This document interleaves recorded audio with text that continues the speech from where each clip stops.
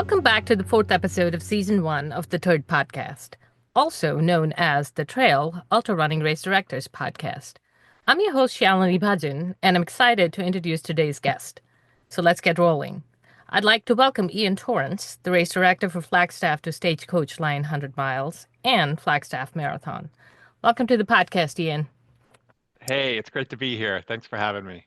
I'm glad you can make it.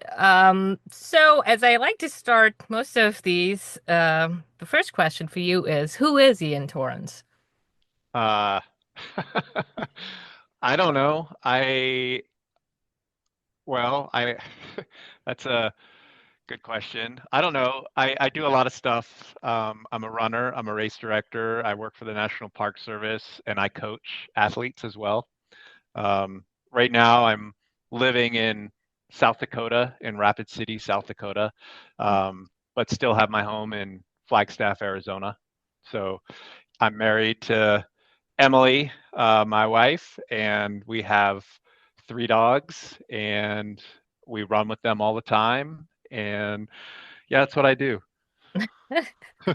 Well, so as long as I have known you, 2015, and followed, I would put it out there. You're probably one of the most versatile athletes, as far as your racing resume, and then, of course, tack on to that everything else that you're doing.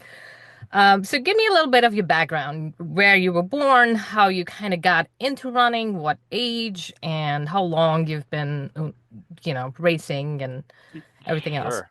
Yeah, I grew up in Maryland, Gaithersburg, Maryland, right outside of DC. I was actually born in DC and then grew up in the suburbs, Maryland suburbs. I started running in junior high school. Um, it was basically the only sport I could get on as a team member. I tried soccer and I tried volleyball, and that didn't work. And so they had me.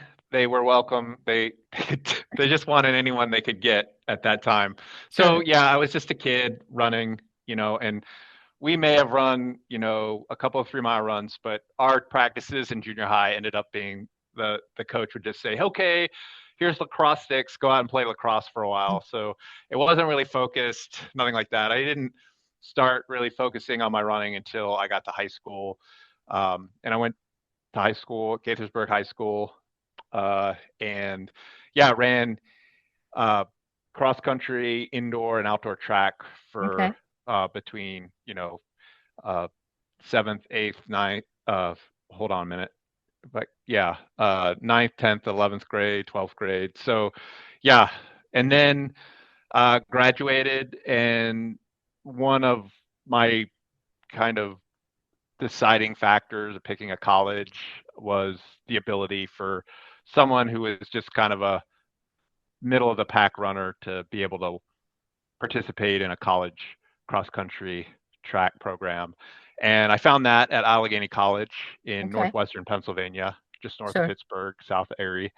Yeah, and I ended up running in college, same way I did in high school. We cross country, indoor, outdoor track. So running all throughout my college career, all year round for 4 years there too. So Sure. So what did you go to school for? Like, what did you graduate with? And yeah, I have a bachelor's in biology. okay. And that's how, let's talk about what do you do present day, real life job. My real life job, I actually have two jobs. Uh, so I coach. My Sure. wife and I have Sundog Running, and we coach a lot of people. That's a full time job. But I also have another full time job. I work for the National Park Service, and I'm my official title is biologist, but my kind of more descriptive title is the Northern Great Plains Invasive Plant Management Team Liaison. Okay. So what I do is I orchestrate and coordinate and lead restoration projects in the Northern Great Plains. So that's all the National Park Service sites in North Dakota, South Dakota, most of Nebraska, and eastern Wyoming. Okay. So And yeah. To what? no, have you been in that position? How long have you been in that position or your previously held jobs? Is that Yeah. So I started here in October of 23. okay?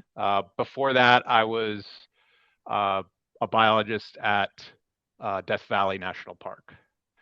And I have 14 years with the National Park Service, and Sure. it's mostly restoration invasive plant work Okay. in the Southwest and now the Northern Great Plains. Okay. I did a little bit of wildland firefighting at Grand Teton National Park, and I was also an interpretive ranger at Delaware Water Gap in Pennsylvania. Okay. So with that established, I know you've had a career, a very well established career as one of the top athletes. And so how did that transition, completing college, and I know you were running. So how did that transition happen and kind of Yeah, correlating to your yeah. career? the I ultra running was completely random. I mean, my whole ultra running story is totally random, and I didn't choose it. It kind of chose me.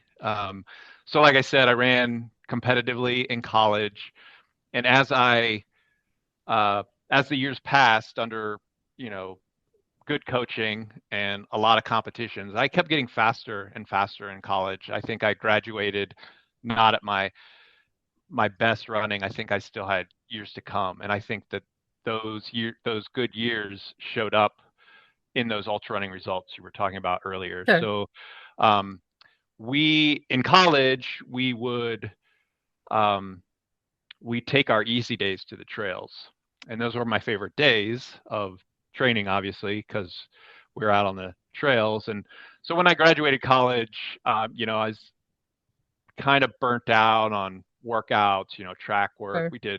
We many loops around oval tracks, and that got tiresome. So just took my training to the trails, and I was able to keep my fitness that way by just racing on the weekends. I try to find local 5Ks, 10Ks, or longer events, maybe even throw in a marathon every once in a while. But um, I decided to challenge myself. My dad had done some ultras when I was younger, and I heard about this one ultra, JFK 50 mile. I was after I graduated, I moved back home, so I was back in Maryland. So Right. JFK was only, 45-minute drive from the house. So, and I knew the course well. I knew the C&O Canal and the Appalachian Trail. Yeah, so I decided that I would quote unquote train and do the JFK 50 Okay. just as something to do, Sure. um, just to keep me going, something to look forward to. And yeah, my training was simply that. I'd go to the trails and I'd run a couple hours on the trails on the weekends, throw in like these faster 5K, 10K half marathon races to really turn up the volume a little bit. And then I went and ran, did really well, finished just outside the top 10, ran under 7 hours for my Sure. first 50 mile. And I had a really awesome experience doing it. And then that kind of opened up the ultra world to me. They had, you could pick up a print copy of Ultra Running magazine, black and Yeah. white thing, and in the back, all these other ultras were listed there. Races I'd never heard of and didn't know existed, and so that opened up a whole new world for me. And I was like, Sure. well, some of these are really close to home, and so that and one race just beget the next, and I continued to do fairly well in the races. Ups and downs with performances, but finally, found my footing in the Mm-hmm. sport. And um, yeah, it was fun to run those races and compete and do well. And I think that alone kept me in the sport for a while. Yeah. So with JFK 50, I know you have a history with that, and you've run it 29 times with however many, I guess 29 finishes, safe to assume, Tw- or 29, yeah, 29 finishes. They're not consecutive. One race I did not start, and one race I did DNF. So okay. So Yeah. why go back? I know outside of the fact that you grew up in the area, I mean, what is it about JFK that just pulls you in? Yeah, I get asked this question a lot. Uh, I I like the event. Sure. Uh, the the so I ran the race.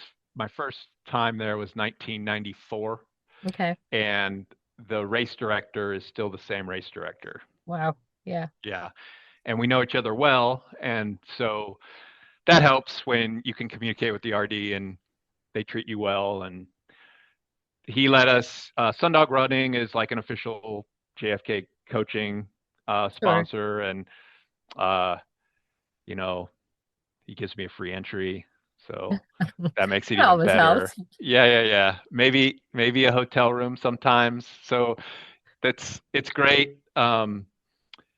It the race hasn't changed. Sure. It's still the same vibe. It's a big race, which is Yeah. fun. Um, and you can prepare for JFK, and well, I think you can. JFK is a forgivable course. Yeah. So you don't need to go crazy with your race preparations. I think anyone who's anywhere can train for the race and adequately prepare. Heat isn't really a factor. Uh, Big mountain climbs, big mountain descents aren't really a Sure. factor. It's 50 miles, and that's within, if you're marathon ready, you're probably 50-mile ready. So I think it suits a lot of people. There's not a lot of pressure to like change my current training to get ready for JFK. As long as I've been consistent and I'm healthy, Sure. then I can go run JFK. It's not a big jump. With I'm really busy. My normal life is busy, like with coaching, with the park service job, with race directing, a couple races. I don't have a lot of time to just escape and train, train, train. So, Sure. um, yeah, I just kind of keep my 50 to 60-mile weekly average up, and that pretty much gets me to the start line ready to go. So, Right. So JFK was your first ultra distance, correct? yeah, yeah. And then how how soon after did you transition to your 100-mile race? And what was that like? Was there anything in between, or was it just like I'm going to run 100 miles? Yeah, so going back to JFK, I had not run a marathon before JFK. So the furthest distance I had raced was a half marathon. And then I Okay. went to JFK, did JFK. Then I don't have my resume in front of me, but then I did a couple of other shorter ultras. I did a couple 50Ks, maybe another 50 mile. I don't remember. But I think the following year, I lined up for my first 100, which was Massanutten Mountain Trail Mhm. right there in Virginia. So really Sure. close to home. Um, and I was familiar with the course because I had hiked and run those trails in the Massanutten when I was younger. Sure. So another like easy leap, right? Except it was 100 miles, and I was not ready for that in a lot of ways. But luckily, I did shuffle my way, hike my way to the finish. So that was my first 100-mile, and it was very, very hard. I wanted to drop so badly, but um, yeah, it was got it done. So So 2,700 miles later, and somewhere in there is the Grand Slam because I kind of yeah, remember a conversation with you a while back. What was that like? the Because Grand that's a lot of Slam. time. Yeah. Yeah, that was a really good summer And for what me year? because uh '04, Okay. Okay. 2004, maybe. But you can check that. Sure.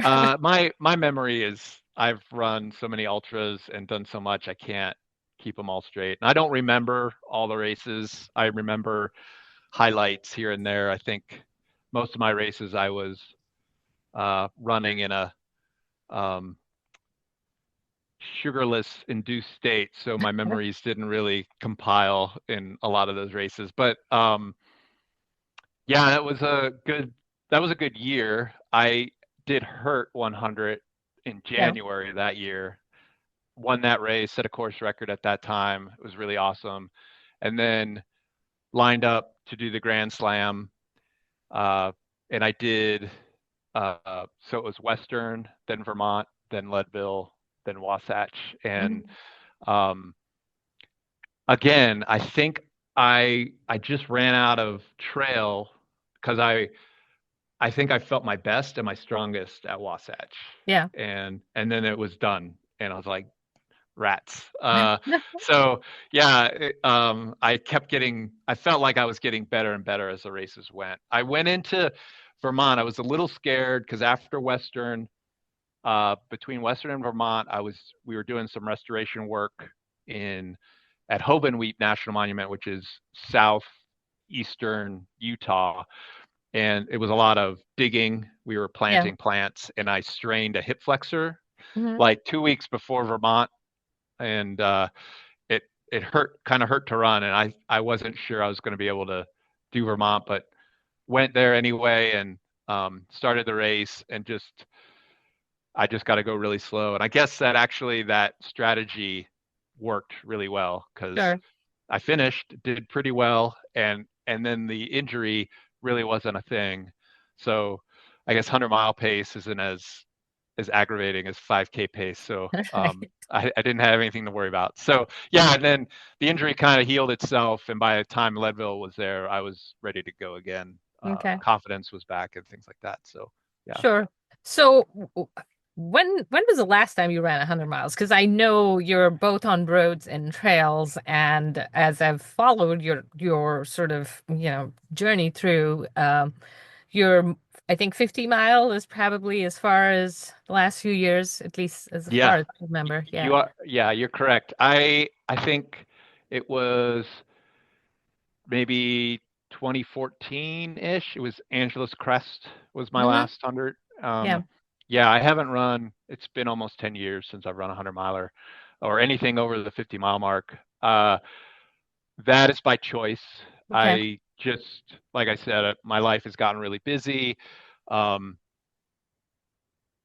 Not investing the time to do kind of the necessary trainings that I think I need to do, and then I just can't take that recovery time. Sure. And I'm older now, and I know Yeah. that all that is just harder to do. I mean, I've seen Sure. it in my own life, just like in my own training. Everything's slowing down, everything is a little more creakier. Yep. So, yeah, and I'm good with that. I just Sure. need to keep running, and that's most important to me. And 100-mile finishes, I got 27 of them, and I'm proud of all of them. Sure. But that's probably all that she wrote, and that's good.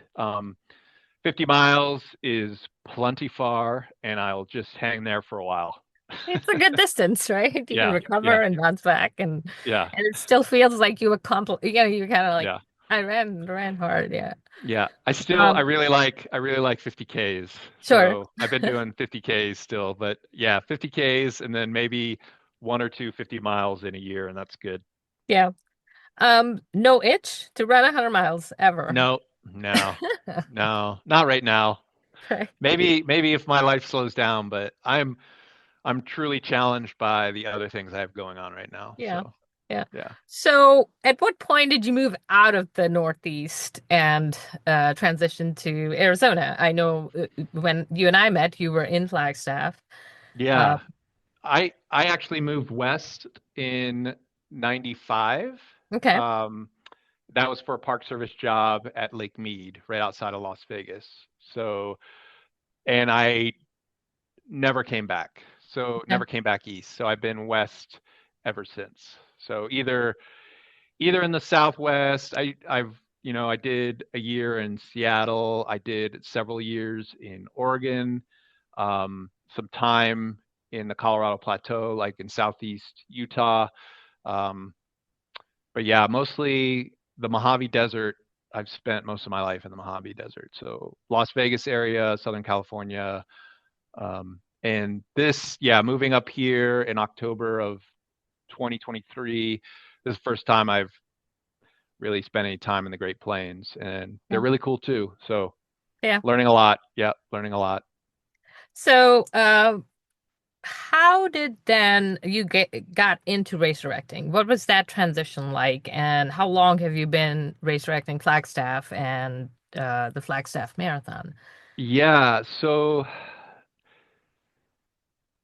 our first year of Flagstaff to Grand Canyon Stagecoach line was 2013, and Emily has helped out every year since. So she's co-race director, Okay. and so the two of us have been managing that race since 2013.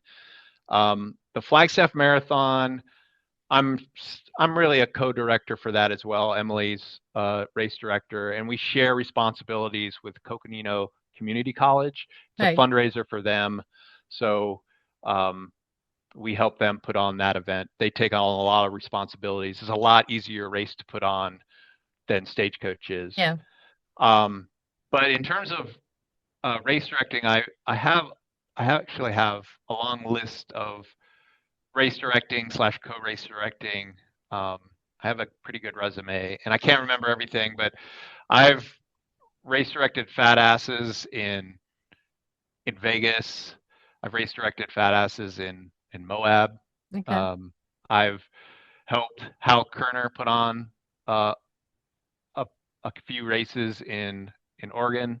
So I've done quite a few things. I in Flagstaff, I used to race direct some other events. Some of them don't exist anymore, but yeah, I've done quite a bit of race directing. And so the 100 miler Stagecoach and the marathon are the two events that I currently co-manage. Okay. So I know Stagecoach is September. When is the Flagstaff Marathon? 2 weeks after Stagecoach. So it's Okay. that first weekend in October. Okay. So we wrap up Stagecoach, put everything away that we need to, and then turn around and do the marathon. The marathon's way easier. Sure. It's at the Nordic Village in Okay. Flagstaff, and it's on the trails there, and it's two half. There's a 10K, a half marathon, and a marathon. The marathon's just two loops of the half marathon. So only have to mark 13 miles instead of Yeah. 100 miles, and it's way easier. And you can drive. Some of Sure. those trails you can drive, so it's even easier. So Yeah. So going back to Stagecoach, I ran that in yeah, 2015, and I yeah. thought it was one of the most beautiful courses, that I got to experience, and then versatile in terms of just being a point-to-point race. There was so much variation in terrain. So how does the permit for that work? Because A, it's a point-to-point. You're going through all these ranches, private ranches, hmm and then going into Grand Canyon. And just tell me a little bit about the permitting, the logistics, and how all that sort of has that been a good process, easy process, hard process? It uh, it's been. I will say I think our race is easy. Okay. Um, we only have one permit, though we go through two national forests. They work together and put the permit in one. So we go through the Coconino and the Kaibab National Forests, and they work Okay. together. So we only need to do one permit. Um, we go through Babbitt Ranches, Hmm. um, and no permit that needed there. We just do some insurance stuff. And same with we go through the Nature Conservancy as well, and Right. so just insurance stuff there. It's all handshake, good relationships, um, trying not to anger any of the land managers, and we've been in everyone's good graces so far. So Yeah. we try to do that. Our event is a fundraiser for the Arizona Trail Association, and they are the primary benefactor, and they help with the race significantly too. So yeah, Matt Nelson at the Arizona Trail Association is a big part of our event too. So Okay. lots of help there. So we get a help from a lot of places, Sure. and we couldn't do it without all that.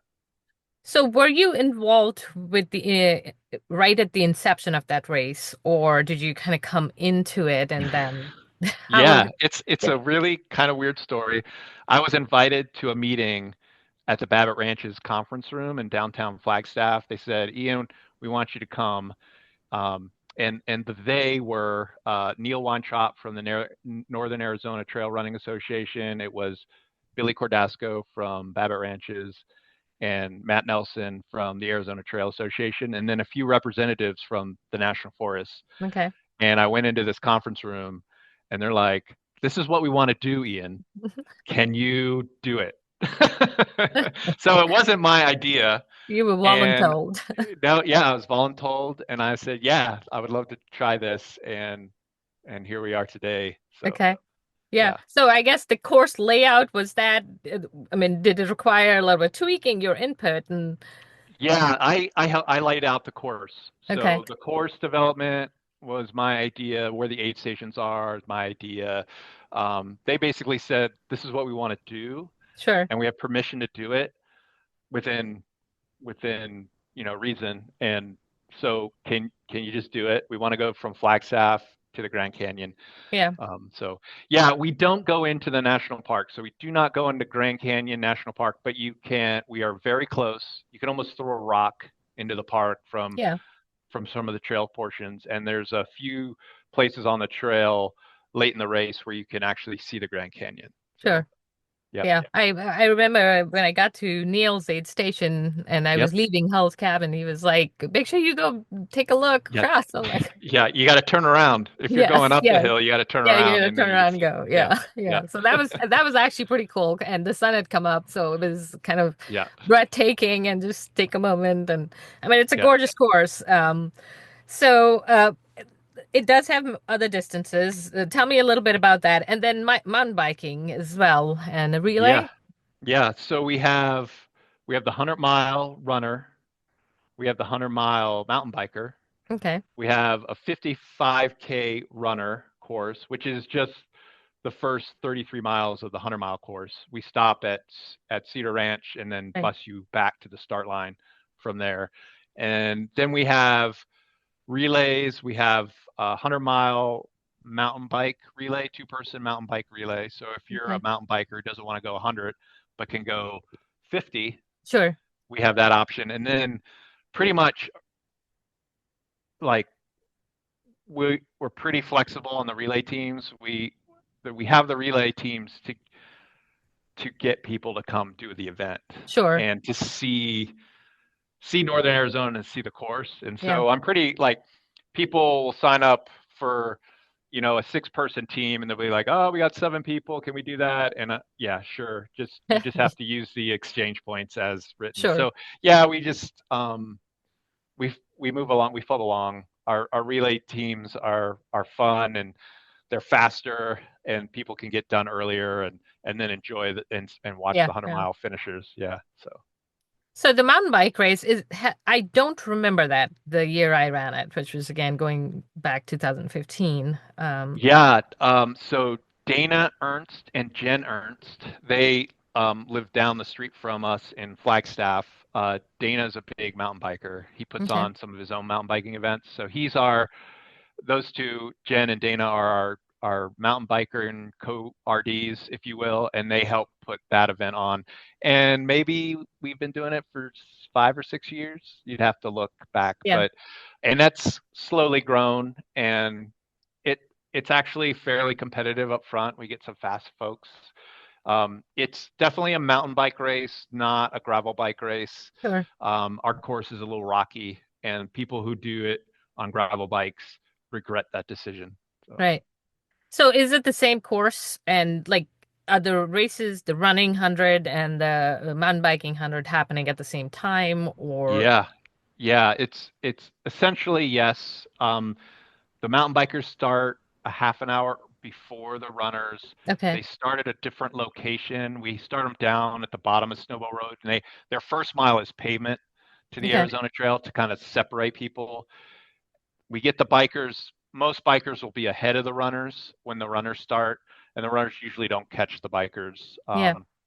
So, yeah, but they're running essentially the same course. There's a few out and backs, like the bikers don't go into the Nature Conservancy, and there's 1 or 2 aid stations that they don't go in and out of because of it's just too confusing and it just create traffic. And so logistically, but yeah, they're essentially on the same course. They finished in the same spot.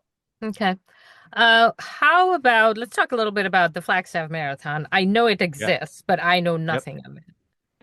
Yeah, this race has been around since 2006. Okay. Um, it's it's I was going to say it's the only marathon, or it's the only marathon in Flagstaff, but I don't know if that's true anymore. Aravaipa puts on a bunch of races, and you could probably qualify those as marathons, or at least Sure. part of the marathon distance. But yeah, it's been around for a long time. It's been at the Nordic Village that whole time. It's had many different race directors. Mhm. And so most recently, like maybe 4 years ago, 5 years ago, Coconino Community College took over the event, and it's a fundraiser for their cross country program. Sure. So all the proceeds help the cross country team travel to events and buy uniforms uh, and equipment. So they asked Emily and I to help with that, and we said yes. And so we've been doing that. And essentially, I handle a lot of the communication when runners have questions or need Sure. to move their registration or defer or things like that. I handle that. I set up registration. Emily and I mark the course a couple days before the race, and we kind of logistically organize the aid stations and make Okay. sure they're good, and we clean up the course afterwards. But Coconino Community College is doing everything else. They're acquiring sponsors. Uh, they take care of the registration, race day registration, packet pickup the days before.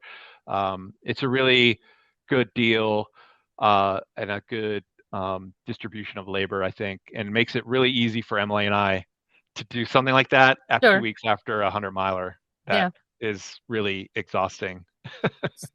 So what's the course like? Is that entirely on trails or It's all dirt, okay. and it's on the Nordic trails at the village, and it's all ponderosa pine. So you're at 8,000 feet, so it's all Sure. ponderosa pine, and there are also some big aspen stands as well Yeah. that you run through. And so there's some single track, there's a double track, and then you're back on single track, and then there's double track. But yeah, it's a great course.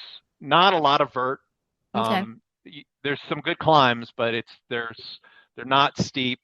Um, but the course is always it's rolling for sure. So Yeah. And that time of the year, I bet it's gorgeous. yeah, oh, it's awesome. Yeah. It's and the weather's great. Yep. Yeah, it's a great course. It fills. It fills like Yeah. we'll get over 550 entrants. So Wow. between all the events, the 10K Sure. half and full, that's like um, it fills, and it's a big deal, and it's fun, and there's a lot of people there, and we have a good time with it. Sure. And the course layout, is it a loop? Is it an out and back? How is that Yeah, marathon? it's so there's it's so you're doing that if you're doing the marathon, you're doing the half marathon course twice, and the half Okay. marathon is like a figure eight. Sure. And the first loop of the figure eight is the 10K.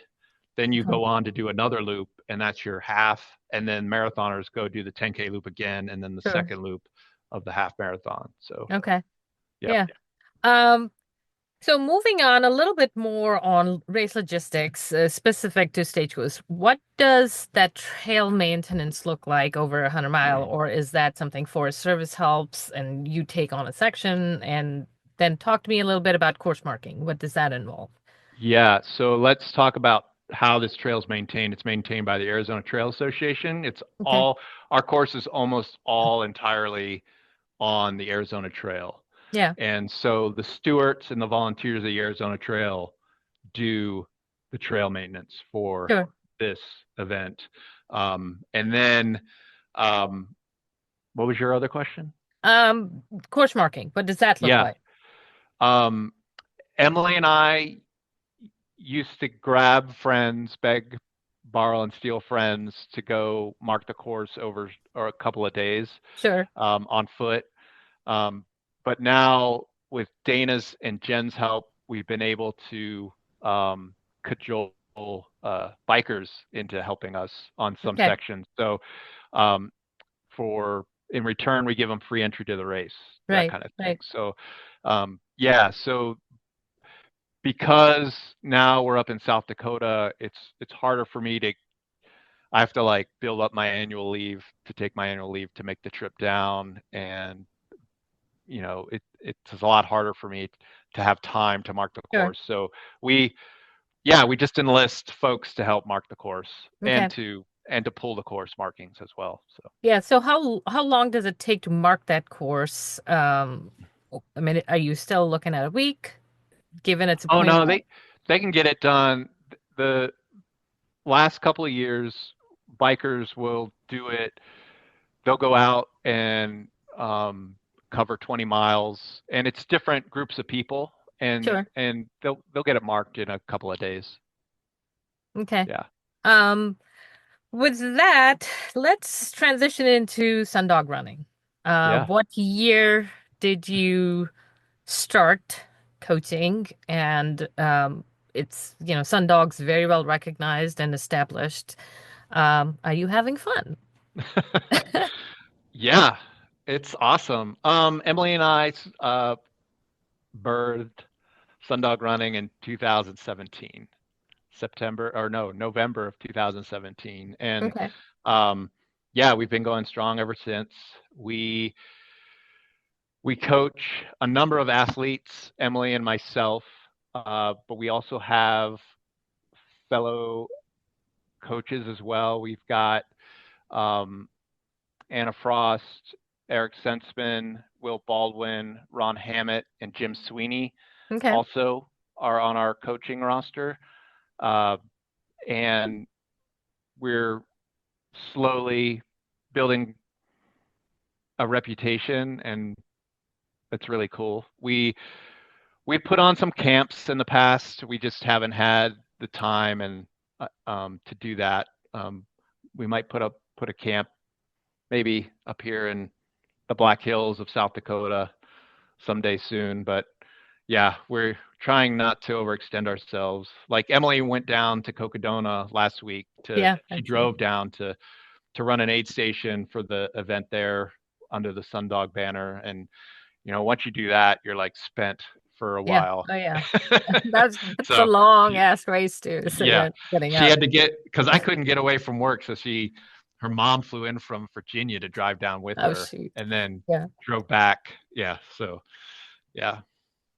So with Sundog Running, talk to me a little bit about the name because I know there was kind of a big, or I should say, there was a to-do with it. How did you guys come up with the name, the logo? I know a little bit, but fill me in. Oh, I um the name I wanted to do. I wanted us. I I wanted us to be in. Uh, I didn't want to name my last name in the coaching company. Sure, I don't. It's weird to like ask other coaches to come work with you, and then they got to use someone else's last name in their tagline on their sure, email. sure. I think that's silly. Um, so I wanted something that represented us, me and Emily, and we are definitely dog people. Yeah, And there's you're outside all the time when you run. Well, you can be running on a treadmill, I suppose, but we spend a lot of time outside when we're running. Let's just say that. sure, And I think weather is a big component when you go run. You have to figure it out, right? It's something you're always looking at when you're going sure, to run, right? Is it hot, cold, raining, snowing, sleeting, lightning, thunder, wind, like it was here today? But yeah, looking at weather phenomenons and dogs, how can you match them together? And this came to me. okay. And the logo was not so much, we didn't create the logo. We gave our components to Carly Kerner, Hmm. um, and she put together the logo that you see today. But with a sundog is a weather phenomenon, and you have dogs in it, dogs in that. So it just like on many levels, it just rings true for us. So Sure. that's how we like it. Yeah. With racing and your career and just your involvement with not just the running community, but as I mean, you've worn multiple hats. How would you say has the sport changed or transitioned where from when you started versus where it is right now? Yeah. Um, that's like a podcast in itself. And I think people have done that already. But Right, I'm sure. yeah, the sport has grown. And I Yeah, think that's the biggest thing. And I think we've had advancements in technology, and that's also changed the sport as well. sure, sure. So the sport is just advancing with everything else that is advancing. Yeah, And um, people are making careers out of ultra running. sure. We have a coaching service thanks to ultra running. Right, You know, so we're thankful in that. Um, but yeah, if people can make a living, technology. There's super shoes now, and they talk about changes in nutrition, um, and yeah, it's changes in training. sure. Um, people people are figuring things out. So Right, right. the it's the yeah.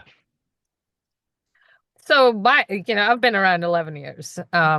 Fumbled through a lot of stuff. I sometimes feel like a lot of things in life, uh, ultra running is sort of becoming a little faddish.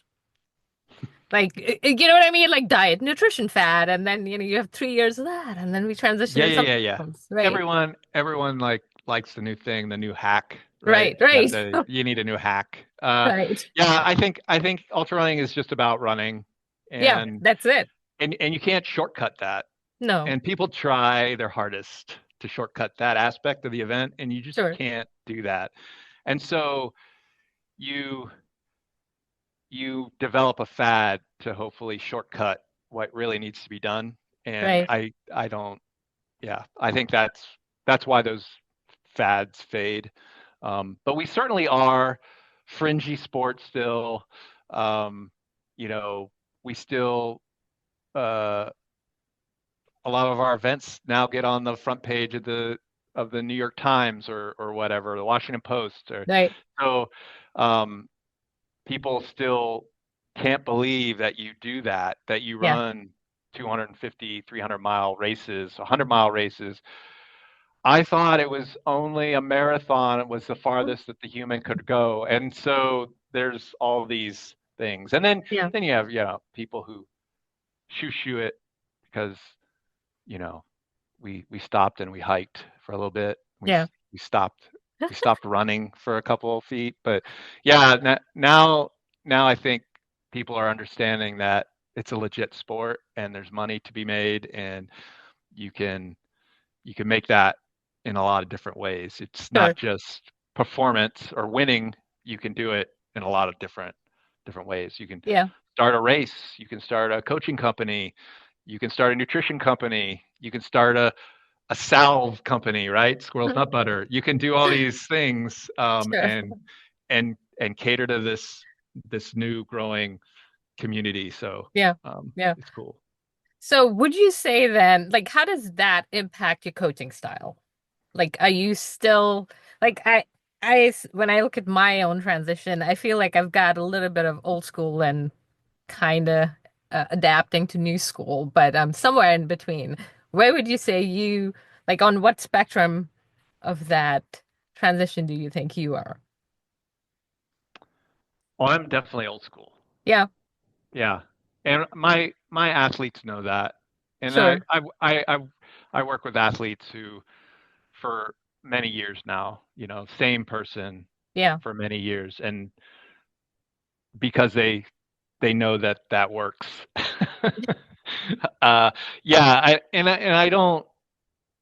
I like to I'm a compromiser too. So Sure.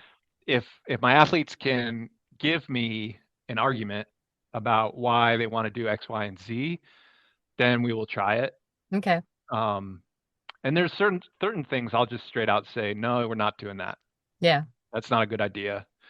Um, so yeah, I think there's give and take in the coaching world, and Yeah. I think a good coach has to be able to learn, uh, and in able to learn, you have to compromise, and you have to see some things through and let kind of your own opinions kind of fall by the wayside, and Sure. so you can see if this is going to work or not. Yeah. Yeah. Yeah. So with that opinion portion, like how many times has it been, I told you so, and how many times has it been, I didn't think this could happen, you know? No, a good coach never says "I told you so." Okay. That's that's an awful person. Hey, Yeah, there's all kinds out there, yeah. so I had to ask. uh, no, that's like you. We learned something, right? Sure. And so Sure. this is good that we learned something, and we won't try that again. So Yeah. let's try it again. And that's the cool thing about ultra running is you can fail at one event and then totally rock it and succeed in the next event, Next event. Yeah. by playing forward those things that you learned, right? And I think that's that's how I became successful at ultra running, is like learning from my mistakes. Yeah. And that, I think, most successful ultra runners will tell you that too. Okay. Have you ever had a coach? Uh, Emily has built some training programs, and Sure. she is my bellwether. Okay. So I would say Emily is the closest person I've had to as a coach. Well, Okay. I had a coach when I was in college and high school, Yeah. Yeah. and Yeah. they were all good. I had several coaches, and I definitely hear their voices in my voice sometimes. So yeah. Yeah. So, what would you tell somebody who's breaking into the sport current day and wants to stick around long term? I feel like a lot of times it's like flash in the pan and it's just sometimes it's overwhelming, sometimes the burnout is really bad. Yeah. You know. Yeah. I think you need to, I think this, like I said, this the sport found me. I didn't find the sport necessarily. Um, I think that consistency is the most important aspect of ultra running. I mean, if you, just going back to what we were talking about earlier, if you don't want to run, then it's going to be hard to do ultras, you Right. know? So um, that's the meat and potatoes of it, is like you've got to get out and you've got to do stuff when you can't, when you won't, and you don't want to do those things. You've got to find time to do that. And the way I do it is I do it, it's the first thing I do in the Yeah. morning. You Yeah. know, if at 5 in the morning, Sure. I'll go do my runs. Um, and and then I can come home and then be assaulted by email, texts, and phone calls. Yeah. So The daily that, grind. Yeah. yeah, and it's hard to like rebound after dealing with all that all day, Yeah. and then trying to go out, finding the inspiration to go out and run, um, just with what's happened in a day sometimes. Yeah. And so yeah, and I problem solve on my runs too. A lot of issues I can work out on a run. Um, some mornings I'll wake up overwhelmed, or I didn't Yeah. sleep Yeah. Yeah. well because I'm overwhelmed, and but my run can help me organize that stuff Sure. and come up with a plan of attack. So when I do come back, walk in the door, I'm like, okay, these are the things I need to do to move forward. A little more So clarity. Yeah. yeah, So, before I let you go, I do have to yeah. ask you this. While you were competitively racing, and I guess I should say at the peak of your racing career, um, and where you are now, was there a race where you were like, man, I should have run this? And Uh, why? oh, like Is there Um, a race where you were like, I really should have sitting where you are right now? Would you look back and say, I should have run this race? well, I'll say this. How about this? I made some mistakes. I was a serial racer, Yeah, so I raced a lot, sure. and uh, I thought that's was a good thing. Um, I always did well in small races. I'd win in medium races. I'd win or be right there. But in the big races like the JFKs and the Western States, I think that my over racing may have cost me better better positions, if you Yeah, will. Yeah, I only finished eighth at Western, and I was second twice at JFK, and so um, I regret not winning, being a winner at yeah. JFK, and podium being on the podium at Western. And I Okay, was in those positions, like I was that close that I could sure. say, you know, to my niece and nephew that this is what I did. But Yeah, yeah, I mean, I wouldn't trade any of it. I think I had a great career and yeah, I really enjoyed it. I do wonder like if it was me, if I had myself and I was younger and into it more and had more time, how I would do it, something like a Cocodona. sure, sure. And I wonder because I did do a lot of long distance backpacking, Yeah, yeah, and that's kind of how those things kind of helped all evolve. right. And I was able to move like when I was through hiking the AT, the Appalachian Trail, I would cover 30 plus miles in a day, Nice. um, um, with plenty of time on both Sure, ends to sure. like hang out. So I don't know. It's a good question. But yeah, So yeah, I'm gonna follow that up with two more questions for you. okay. Do you think you would ever run Kokoda anything over 100 miles? Like, I know you have run a couple stage races over 6 days, but how does that idea of running something that's 200 plus miles Yeah, feel right now? well, first of all, I wouldn't be running it, right? Right. I'd be some modality between running and walking and slogging. But Right. um I I don't I mean, you are you asking me present day or like me I'm asking from you 20 present years? day. Like, are you remotely curious and occasionally have this stupid idea, well, No. maybe I could do this, or I I should don't. I do don't. this. I coach a number of athletes who have done the Monster and the Right. Cocodona and the Tahoe and the Bigfoot and we have success and we do that. Yeah, yeah, Like I know what it takes and I'm putting their work down on their training and I'm like, yeah, whew, I don't know. I wouldn't be able to do that this weekend. I can't do that this weekend. I can't do yeah, that this weekend. Yeah. So, um, no, I don't have a real, um, bite to do that. Maybe that'll yeah, change. Maybe if I retire early and, I get more time on my hands, but yeah, yeah. right now, no, I'm okay with what I'm doing right now. And one last thing before I let you go. Yeah. Hard Rock. Yes, I did Hard Rock. You did? What year was Yeah. that? I don't know. 2006? And I what don't was that remember. like? Pardon me, because I did not know that. Yes, I ran Hard Rock Yeah. and I finished Hard Rock. Yeah. You Yeah, finished. that was a great that was a great summer too because we Hal Kerner, Nate McDowell, and Carl Meltzer and I held Yeah, our summer camps up on Red Mountain Pass, and we camp out there and just run portions of the course on sure. a daily basis. And I remember, when we finished the runs and we'd go into Ouray and watch the Tour de France, Yeah, and that's yeah, when Lance Armstrong was doing his stuff. It's like the silly. Anyway, we didn't know what he was doing at the time, but yeah, it was cool to. I mean, that we were cooking out over a fire and having carcinogen chicken, and it was a good time yeah, to do that. And yeah, that race was unique because I wanted to run hard, and I did, and then I blew up, but ate a couple burritos, took an hour nap, and rebounded and finished the race. So, yeah, um, like almost everyone else who does hard rock, so yeah. really good experience. But yes, I did hard rock. Good. Well, Yes, thanks or it did for me. Yeah, hey, however it works.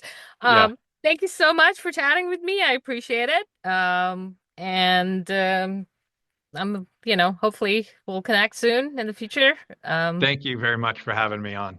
yeah, thanks, Ian. Yep. Thanks for listening to today's episode. And if you're looking for more information on the TURD podcast, visit our website at terraintrailrunners.com. That's runners with an S. Or give us a follow on the social media channels. Until next time, don't forget to say thank you to your favorite race directors. We appreciate it, and it makes the jobs worth doing.